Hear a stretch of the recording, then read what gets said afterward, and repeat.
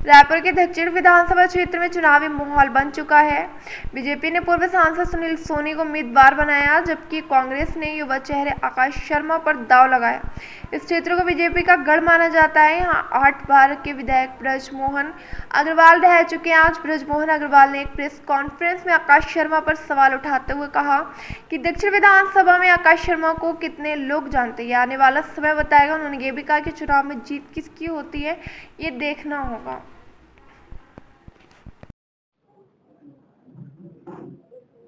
सबको राम राम। भारतीय जनता पार्टी रायपुर दक्षिण के उपचुनाव को पूरी ताकत के साथ में, पूरे दमखम के साथ में और चुनाव जीतने के लिए लड़ रही है। अभी स्थितियां क्लियर हो गई है। देर सवेर कांग्रेस के नवेले प्रत्याशी, जिसको रायपुर शहर की 1% जनता भी नहीं जानती है और दक्षिण की तो आधी प्रतिशत जनता भी नहीं जानती है, ऐसा प्रत्याशी कांग्रेस ने दिया है। जो भारतीय जनता पार्टी के प्रत्याशी जो पार्षद रह चुके हैं, रायपुर नगर निगम के 2 बार मेयर रहे हैं, सभापति रहे हैं, आरडीए के अध्यक्ष रहे हैं और सांसद के रूप में उन्होंने बड़ी सेवा की है।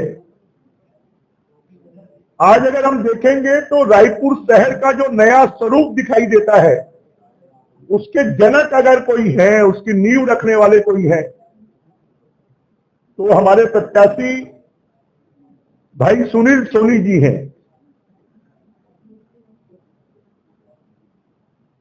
सुनील सोनी जी के कार्यकाल में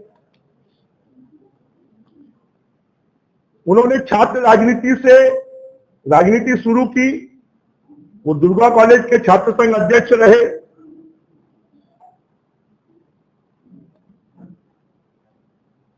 रायपुर शहर में अगर सिटी बस का संचालन शुरू हुआ तो सुनील सोनी जी के कार्यकाल में शुरू हुआ, जो कांग्रेस के 2 महापौर के कार्यकाल में ठप हो गया।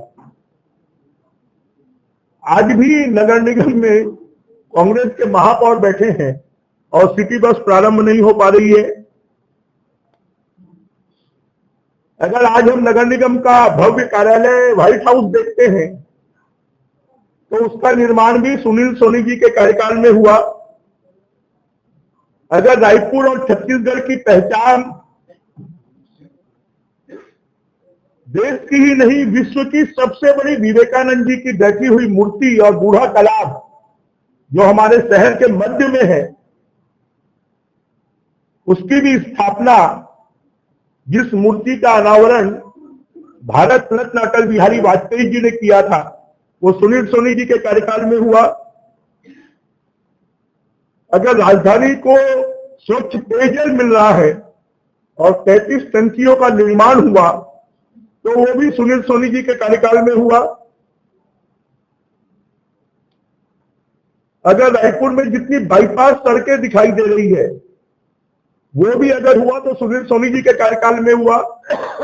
रायपुर शहर में आम आदमी, गरीब आदमी के लिए 10 से ज्यादा शादी घर और सामुदायिक भवन बनाए गए तो वो भी सुनील सोनी जी के कार्यकाल में हुआ। अगर आप जेल रोड देखते हैं तो उस जेल रोड का चौड़ीकरण, चाहे मेडिकल कॉलेज की बाउंड्री तोड़ना हो, चाहे जेल की बाउंड्री तोड़ना हो, चाहे गर्ल्स हाई की बाउंड्री तोड़ना हो, चाहे फिर जेल के बाजू से, महिला जेल के बाजू से बाईपास सड़क निकालना हो, चाहे फिर बढ़ईपारा से समता कॉलोनी को जोड़ने वाली बाईपास सड़क निकालना हो, चाहे फिर जो हमारी रिंग रोड बनी है उसकी जितनी बाधाएं हैं उसको दूर करना हो, या फिर केनाल रोड की बाधाओं को दूर करना हो, इन सब कामों को अगर किया तो ऐसे गिनाने के लिए तो सैकड़ों काम है, पर मैं आपको बड़े बड़े कामों के बारे में जानकारी दे रहा हूं। जो स्मार्ट सिटी के लिए 365 परियोजनाओं के लिए लगभग 1000 करोड़ रुपए का काम हुआ। उसकी भी स्वीकृति सुनील सोनी जी के कार्यकाल में हुई।